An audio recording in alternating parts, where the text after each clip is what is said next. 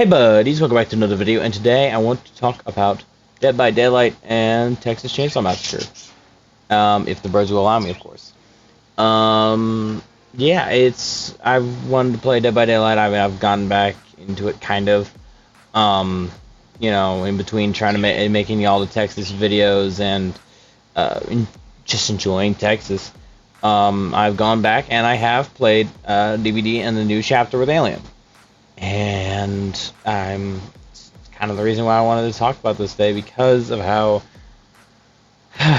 just how with let's start this off with Dead by Daylight.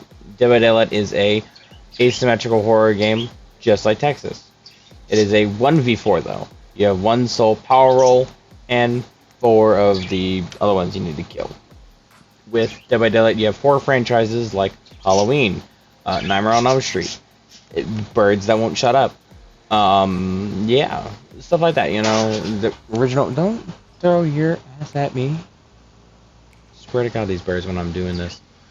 Yeah, it's with Dead by Daylight. It is a whole different thing compared to Texas. In Dead by Daylight, 4 survivors must finish generators and escape the killer as fast as they can. Yes, I get that. This is a problem in itself, but whatever. Anyway, the killer, on the other hand, must kill the survivors as fast as possible, as soon as they can. It basically same stuff as always. And once survivors have powered up the 5 gens, they can then open the exit gates and get out. And again, you have franchises like Halloween, Friday. You don't have Friday yet. Alien, of course. Nightmare on Elm Street, original killers they made. But it's more competitive compared to Texas. Texas Chainsaw Massacre is also an asymmetrical horror game. However, it is a 3v4. 3 family members, 4 victims. Each family member has a role to do. They each have their own specific powers, just like the killers in DVD. However, they are still reliant on other family members instead of being the sole killer. Say, for instance, the cook. Cook is a hard hitter, and he has an incredible ability to have recon on the survivors. He can listen to them. He can tell you where they are, especially since this game does have voice chat compared to Dead by Daylight. But there is the problem with he's slow. He can't get anywhere too fast. You can run him with Scout, and if you want to run serrated, usually that's what I use. And your whole point is that you find everybody else. You feed Grandpa, and you try and find everybody.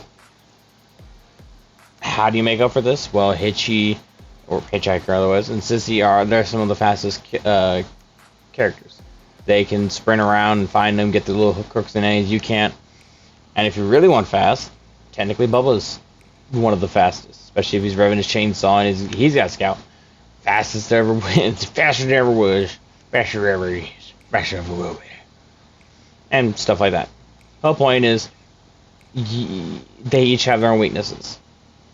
Same with victims. Victims have proficiencies in whatever they do, or they have a literal proficiency in proficiency.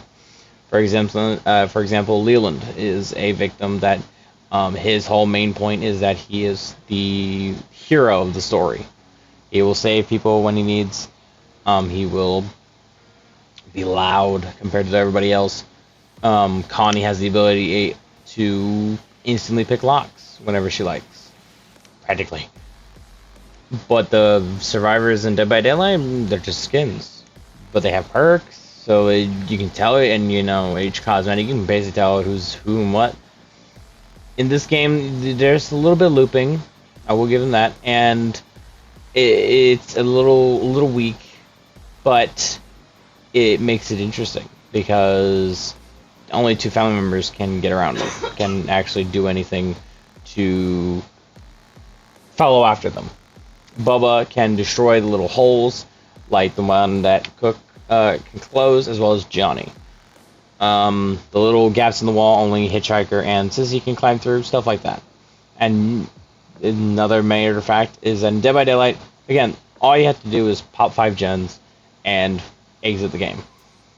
For Texas Chainsaw, nothing like that at all. honestly, it's kind of funny. There's one objective to turn off the main generator, and you can run out, unlock it. If there's a gate, you unlock it. If there is no gate, you just run out, and it turns off the electric cattle grid, so that you can go out and just run to freedom. You have one where you have car battery. Usually that one is tied with a gate. You unlock the gate, and then you turn the car battery off, so the electrical cattle grid also goes if you want to be electrified and stuck still. You also have fuse box. Grab a fuse, go put it in the fuse box. Basement exit is open. It's very limited time only. It's kind of like a easier hatch in Dead by Daylight. Dead by Daylight, you have to be the last survivor. But in this game, you have to find the fuse, put it in, and literally everybody can escape that way. And then you have valve exit. You got to find a valve, put it in this little tank or whatever, and proceed to turn it on, and it'll pressurize the gate until boom, ta-da! You have a way out. On gas station, you have the ability to literally run to the front of the gas station and then run to freedom. That's practically about it in terms of escapes and all. With Dead by Daylight, you have one main escape, generators, and then the exit gates. With Texas Chainsaw Massacre, you don't have that. You have more variety where you can. One of the main things you can see sometimes is you confuse family members by going to one exit, looking like you're going to do that, and you proceed to go out the other one. But the same can be said for the family. They can make it look like they're going to defend one side and then proceed to defend the other, knowing that they're going to, it's all back and forth. With Dead by Daylight, you have perks that you can get from other killers or other survivors and make it how you want. With the family, some perks are kept to some. First of all, every family member has their own perks that they can find in the skill tree, which is, again, it's like the blood web sort of for Texas Chainsaw Massacre. And you can put attribute points. Well, I want to have better endurance so I can run around longer. I want to have blood harvesting so I can feed Grandpa more. Savagery so I can hit harder. Stuff like that. But with Dead by Daylight, it's what you get.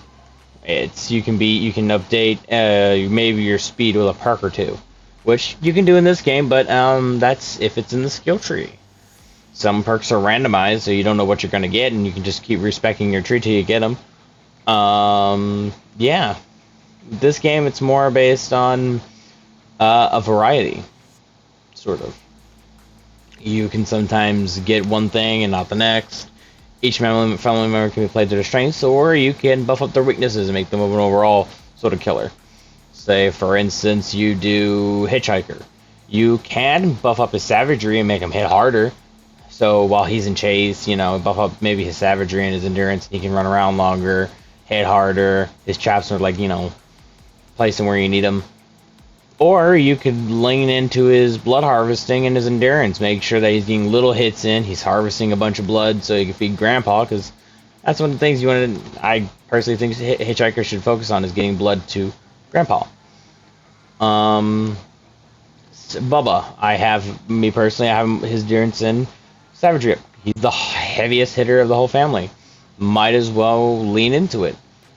And it makes up for one of the perks that I use, Scout, which, that's a whole nother video. But with Dead by Daylight, it's the killer you get is the killer you get. Whatever you intend to use and do, it's going to base around the killer. Oh, you want to play Blight? Well, you got to ping pong off the walls. You want to play Nurse, you have to literally think a little bit and go through walls.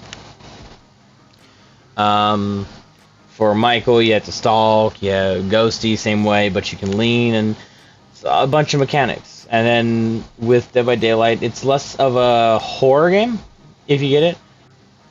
Texas Chainsaw Massacre usually has the victims. They're less powerful. They can stun Leatherface in the basement, bully him. Lee, whatever. At his moment, his name evades me. Can stun Bubba or any family member and knock him over. And especially in the basement, they can bully Bubba by stunning him and then bone sharding him in the back. And it's a constant thing. Or something with the doors open, stuff like that. But with Dead by Daylight, it's a continuous. Texas Chainsaw Massacre, you're up top. Most of the time, you're hiding. You're rushing for the exits as fast as you can. With Dead by Daylight, it's usually more, especially for survivors. I think it's a little more relaxed. You can hear when the killer is coming. In Texas, it's more of a proximity warning, like, they closed. You don't know where though. And again, with Dead by Daylight, you have terror radiuses. You can hear, the louder it gets, the closer they are. I need to be made for that. You have perks, so it's like, hey, bye. I'm all the way on the other side of the map. But with the victims, it's more of, you have these little cracks, these little holes you can slide through, these big walls that Bubba can only break to, hide and get over and run away from the family members. But each one has a weakness. The gap holes and the big breakable walls, all of them by Bubba. The doors you can slam in the family's face, breakable. The little gaps in the holes, Sissy and Hitchhiker can follow you through, and they can push you towards another family member. And that's one thing Texas does better than Dead by Daylight is, or one thing they do that Dead by Daylight doesn't, which is they have 3 power roles, and the family members and the victims can all communicate through a voice chat. So while you're simply enjoying the game, you can have your teammate call it, hey, they're over here, I need help, or they're over here, let's head over here. Like Hitchhiker can go, they're trapped in my trap. Cook can be like, well, they're over here, relatively, if you know where I'm talking about. Leatherface can just make call-outs wherever he sees them, Sissy can be like, I ran through my poisonous gas, which is over here. Johnny can be like, I followed some footsteps. Dead by Daylight, you're alone. Everything's on you. And sometimes the killer you're playing just doesn't line up with the map, or the perks you have, or just countered heavily, or you're just simply pushed out of the game because they want to get out, which entirely is true. I mean, you want to get out, but if there's one thing that Texas is better, is it slows the victims down. You have Grandpa, who forces them to stay still for a little while and let the family members kind of catch up a little bit. They stay still, and he finds if they're moving, you know where they are. You can follow up on that, especially Bubba. Yeah, that's with Dead by Daylight, I think it's the main reason I wanted to make this is the fact that I'm tired with Dead by Daylight. I wanted to play it. I did some between this and make the videos for y'all in Texas. It got tiresome, and I've just been gen rushed every single time. And if you're playing, usually I'm unlucky as survivor, or I'm lucky and I get hatched, but sometimes I'm unlucky and it's tunneling and camping. So mainly my wife does, she gets constantly camped and tunneled. That ain't no fun. And you're just sitting there like, what am I gonna do? What am I gonna do? Just sit here, look pretty, while I watch as all the gens fly by, all the pretty colors.